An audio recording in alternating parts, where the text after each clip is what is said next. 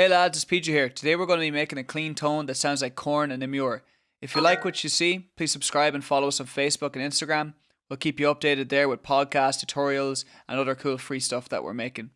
So let's listen to what we're making today.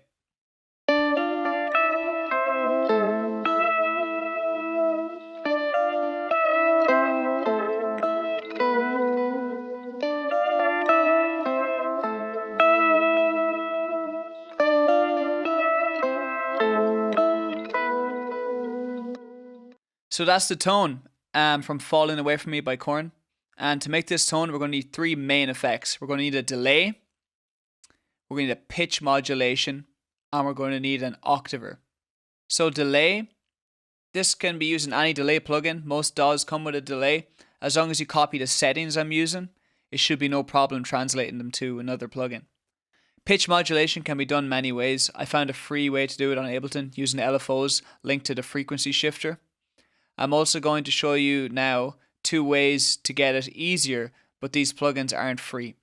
The first is Volcano by FabFilter, and the second is RC20 by XL something audio. Now, there's a preset in here in Best Of, and it's called Auto Detune. This is a great way to get set up. Now we have here an LFO, like I said before, modulating some pitch. Now we want to click on each one of these, because they're already set to random. We don't want random, we want a consistent value. So let's pick random, turn it off. Now we have 1 and 2. So we want 1 to start off slightly detuned, and 1 to start up. We want it to be slightly higher tuned. So it's kind of going, so it's modulating the effect in that way. Let's go listen to what that sounds like.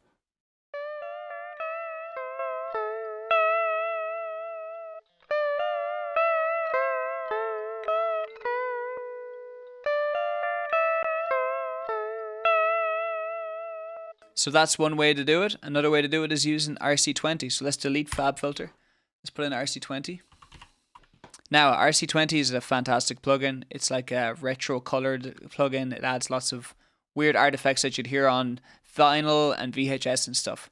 So that we don't want noise, we don't want the distortion, we don't want the magnetic, we do not want the EQ. All we want is this function here, wobble. So let's hear what that sounds like, and let's play around with it a bit so I can show you kind of how you can create cool wobbly pitch automation effects with RC20.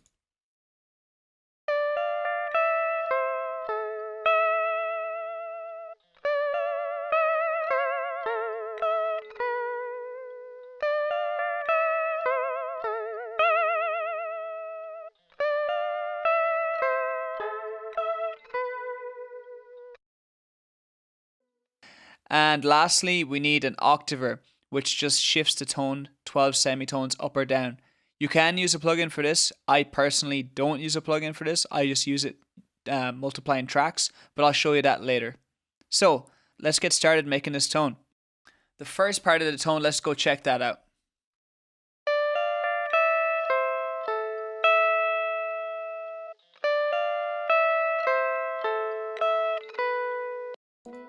So that's the first part of the tone, and I literally only have one thing on it. I just have an EQ. So we're taking out low end dips, just load of noise that we don't need for clean tones. It's a lot of just this bassy region taken out, and I'm going to do a massive boost here of the highs, around 4K around that region, and we're boosting up like 27 dB. That's a pretty dramatic boost, but listen and you'll hear why I did it. I think it sounds a lot better. So let's go listen to that now. And I'll be turning the plugin on and off.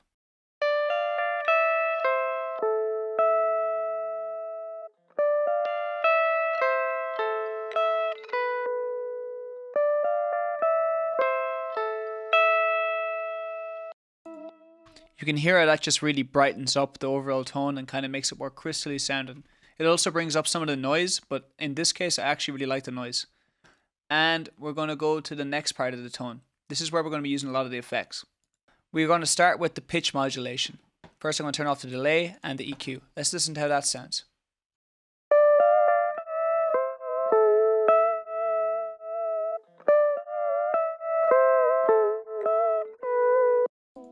So you can really hear the pitch bending and warping and kind of being crushed around like bow wow wow wow.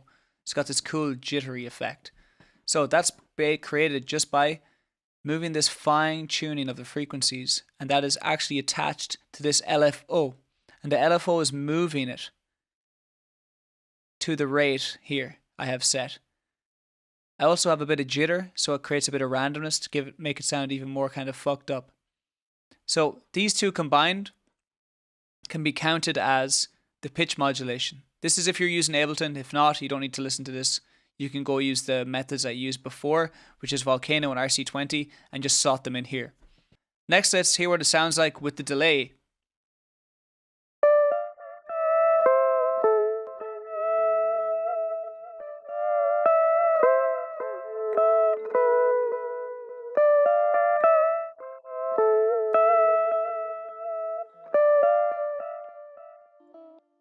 So you can hear the delay is very subtle. You can hear in the actual original track, the delay is only really affecting the picking of the notes. So the kind of percussive sounds are being delayed. Now, let's go to the next part, which is our EQ. Exact same EQ as before. No difference. So I've already explained this. Let's move on to the next part. So we have most of the effects lined up now. There's just one bit missing. And yeah, that's the octaver. So in this track, we need to make an octave of the track. So we're going to duplicate this track. And then what we're going to do, this is just the same track. We're going to go into the sample and we're going to move it down 12 semitones. Or sometimes it's cool to pitch it up 12 semitones. In this case, it's down 12 semitones. I pre-rendered this sample. So even though it's set to 0, it is actually 12 semitones lower than this one. Actually, I'll just remake it. Delete this. Copy this one down. And then we'll just go down 12. Change it to complex because we don't want any artifacts. And we leave it like that. So let's hear what that sounds like now.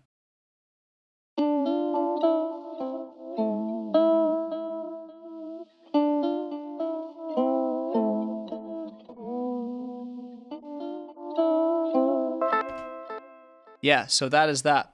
And it's using all the exact same effects as before. The exact same effects. You can see there's literally no difference between these two tracks. The only difference is that this is 12 semitones lower than this one. Okay, perfect. So let's listen to them all together.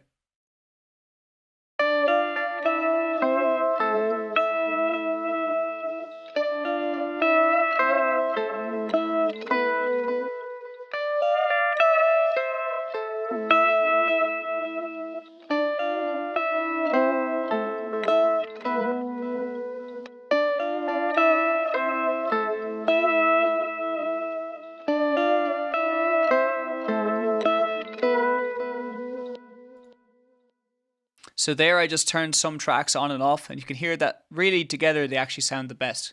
So this is an important technique, I think, with using lead tones and even with rhythm tones.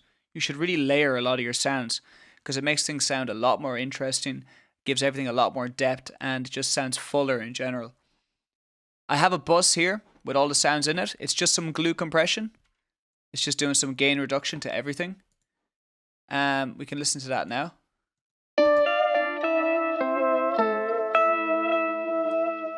Then I have some EQ, cutting out the low end, a little bit of mids, a little bit of high boost. Then we have Pro L, which is just giving it basically just a gain boost. I don't think we're actually clipping anything here. No, just doing a small bit of limiting.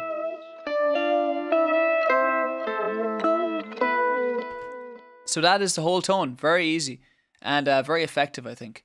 So let's go to the next part, which is the track Iceman Confessions by Emmure.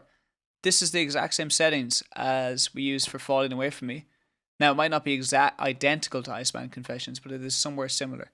The only difference is in Iceman Confessions, there's a lot more reverb. This is actually quite... the Falling Away From Me tone has very little reverb, so let's listen to the Iceman one.